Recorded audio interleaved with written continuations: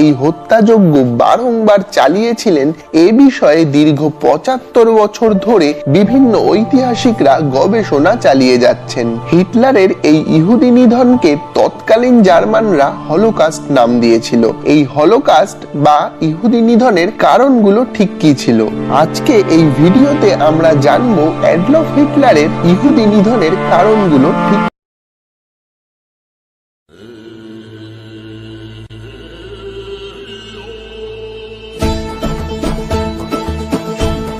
কিশোর বয়সে হিটলার বেশ ভালো ছবি আঁকতেন। তখন তার খুব ইচ্ছে ছিল আর্ট স্কুলে ভর্তি হওয়ার। সে সময় হিটলার অস্ট্রিয়ার ভিয়েনাতে থাকতেন। জানা যায় তাকে আর্ট কলেজ থেকে বেশ কয়েকবার প্রত্যাখ্যাত হতে হয়েছিল। এর কারণ ছিল সেই আর্ট কলেজের রেক্টর ছিলেন একজন ইহুদি এবং গোটা কলেজে ইহুদি ছাত্ররাই ছিল সংখ্যাগরিষ্ঠ। দ্বিতীয়ত, কোন ঐতিহাসিক মনে করেন হিটলারের মনে ইহুদি বিদ্বেষের বীজ বপন হয়েছিল ১৯০৭ সালে, যখন তার মা মারা যান একজন ইহুদি ডাক্তারের হাতে। সেই ইহুদি ডাক্তারের নাম ছিল এডওয়ার্ড ব্লোচ, যদিও এ বিষয়ে সব ঐতিহাসিক একমত হতে পারেননি। তৃতীয়ত, হিটলার প্রথম বিশ্বযুদ্ধে জার্মানদের পরাজিত হওয়ার কারণ হিসাবে একমাত্র ইহুদিদের দায়ী করেন। তার আরো দৃঢ় বিশ্বাস ছিল ৯ই নভেম্বর ১৯১৮ সালে জার্মানির রাজতন্ত্রের ধ্বংসে ইহুদিদের বড়সড় হাত ছিল। তাছাড়া হিটলার লক্ষ্য করেন জার্মান দেশে বসবাসকারী ইহুদিরা জার্মানির ব্যবসা বাণিজ্য সহ অনেক কিছুকেই নিয়ন্ত্রণ করতে শুরু করেছে, যা তিনি একজন জার্মান হিসাবে মেনে নিতে পারেননি।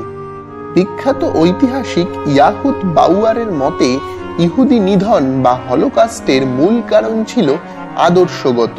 এর শেকড় কিন্তু হিটলারের কাল্পনিক।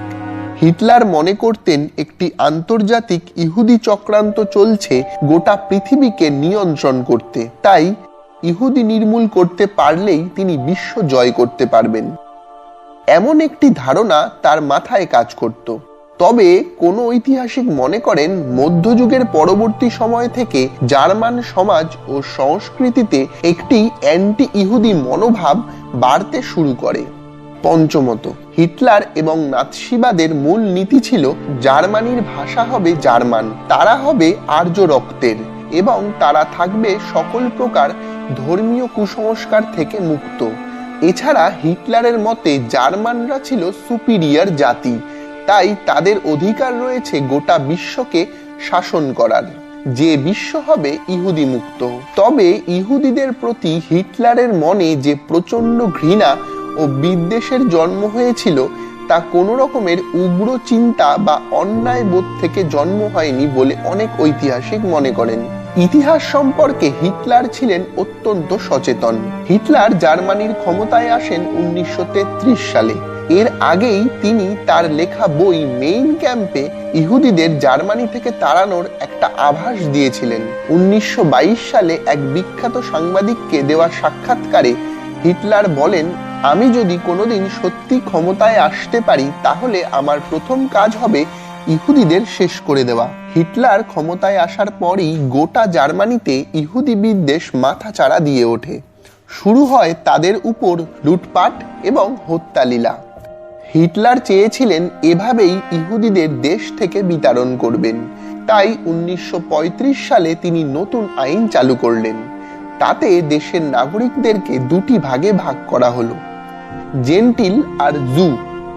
জেন্টিল কথার অর্থ হলো জার্মান, তারাই খাঁটি আর্য, আর জু কথার অর্থ হলো ইহুদিরা, তারা শুধুমাত্র জার্মান দেশে বসবাসকারী কিন্তু এদেশের নাগরিক নন, প্রয়োজনে তাদের দেশ ছেড়ে চলেও যেতে হতে পারে।